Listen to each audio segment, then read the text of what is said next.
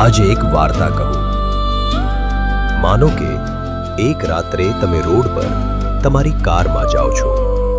તમારી સામેથી એક કાર આવે છે। એ કારમાંથી નીકળતો પેલી હાઈ બીમ સફેદ લાઇટનો શેરડો તમારી આંખ આંજી દે છે। તમે આગળ કંઈ પણ નથી જોઈ શકતા। તમારા રસ્તામાં આગળ વળાંક હતો એ પણ નહીં, અને તમારી કાર ધડામ કરતી એક ડિવાઈડરમાં અથડાઈ જાય છે। તમે બચી જાઓ છો, પણ બેક સીટમાં બેઠેલા તમારા પ્રેગ્નન્ટ પત્ની ઘાયલ થયા છે।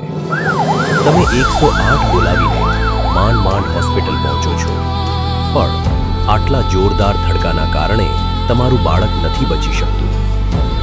સાચી વાત એ છે કે એ કાર જે તમને આંધળા કરી ગઈ, એ કારના માલિકને તો ખબર પણ નથી કે તમારી દુનિયા ખતમ થઈ ગઈ। વાંક કોનો?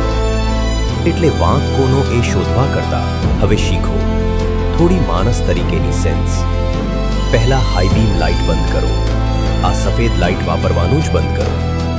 કોઈના જીવનમાં પ્રકાશ ના બની શકીએ તો વાંધો નહીં, અંધારા તો ના આંજીએ।